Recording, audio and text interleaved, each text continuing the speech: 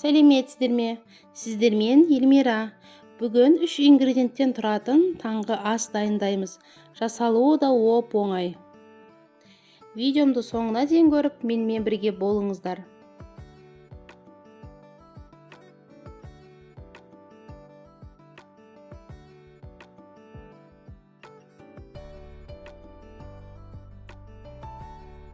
Ыстық күйінде ұсынсаңыздар өте дәмді. Ортасындағы сыры ағып осылай күшті болып шығады.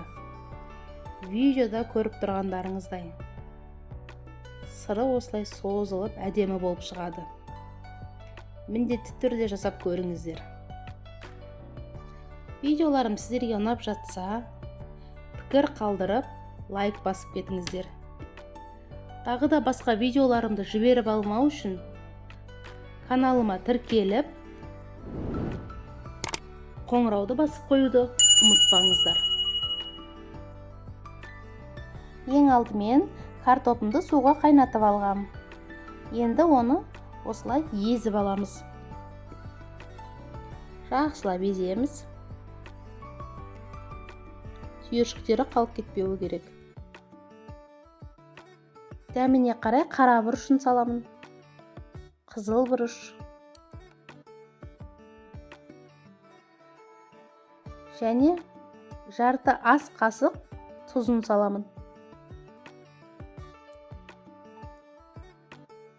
Тағы да мұжамыз жақсылап. Мінекей осылай бір келкі болып шығуы керек. Ыстық күйінде ессеңіздер, осылай жұмсақ болып бір келкі болып шығады. Жақсылап мұжу керек.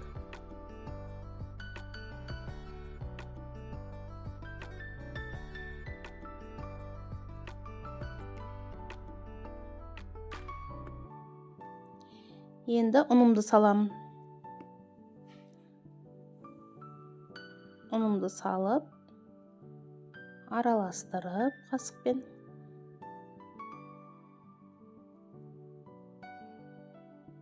Картошканың бойында суы болмауы керек. Әйтпесе қолға жабысқақ болып келеді.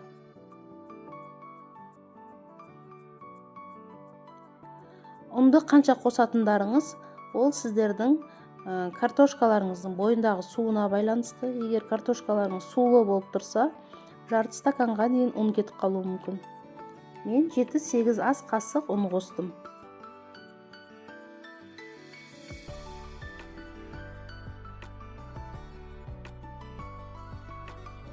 Қолыммен илеп аламын осылай. Жақсылап илейміз.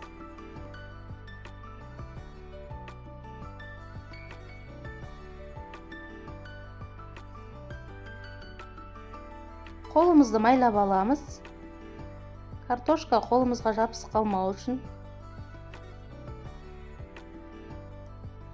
Қолдарыңызды майлап отырып істесеңіздер, картошка жабыспайды. Осылай дөңгелектеп, айналдырып, шарик жасаймыз.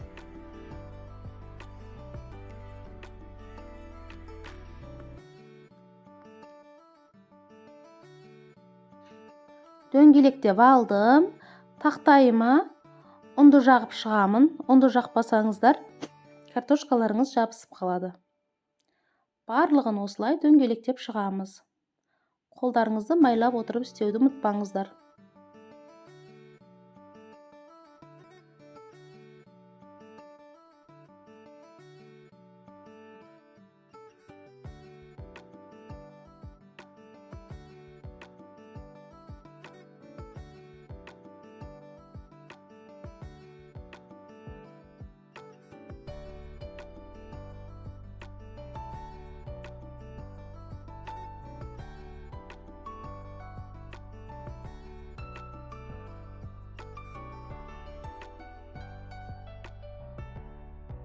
Картошкаларымның бәрін дөңгелектеп алдым.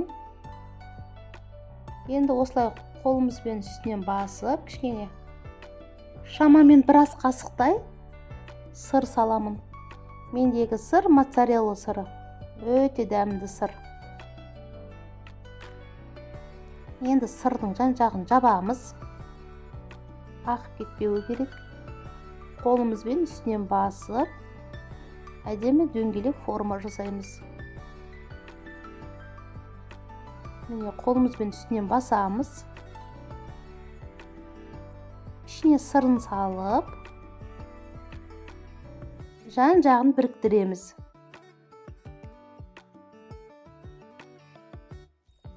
Жақсылап жабыңыздар, әйтпесе сыры ағып кетуі мүмкін. Картошка жабысқақ болғандықтан қолымды майлап аламын. Міне осылай әдемілеп дөңгелетіп істеңіздер, әдемі болып шығуы керек. Барлығын осылай істеймін.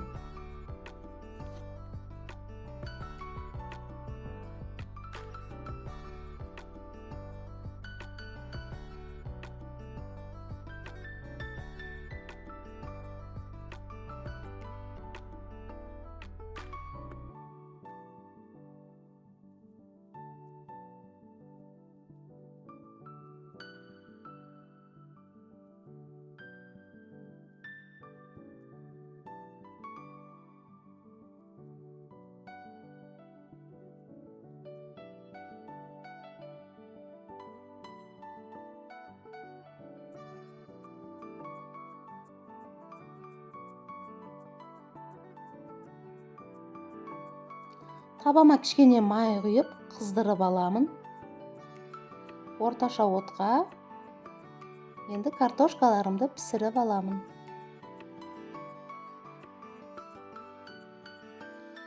Жайлап салыңыздар.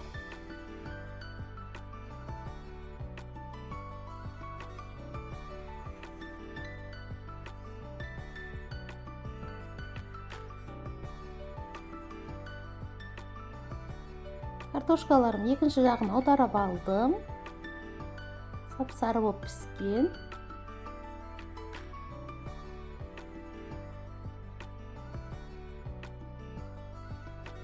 Екінші жағы кішкене пісуі керек.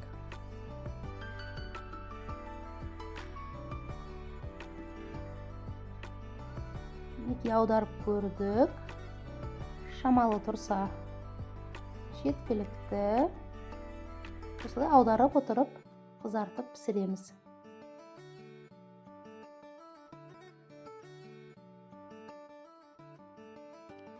Дайын болды. Бөлек тарелкаға саламыз. Майын сорғытып аламыз кішкене. Екінші жағын аударып, бұл кішкене 2-3 минуттай пісуі керек. Мінекей барлығын осылай пісіріп шығамыз.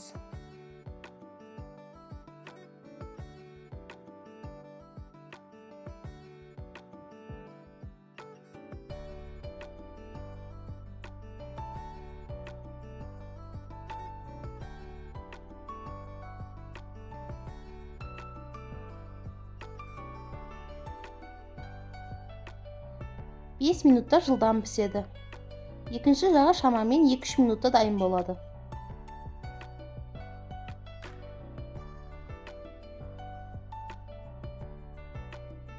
Осымен 3 ингредиенттен тұратын таңғы асымыз дайын.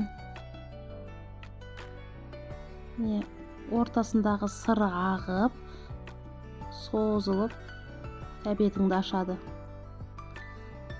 Ыстық күйінде жесеңіздер, өте дәмді.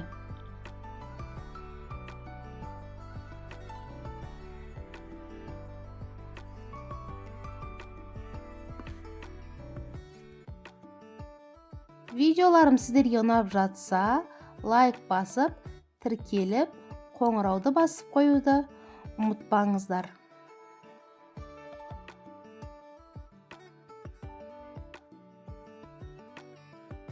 Видеомды соңына дейін қарағандарыңызға рахмет. Сіздермен болған Эльмира. Келесі видеоларда жолыққанша аман болыңыздар. Астарыңыз дәмді болсын.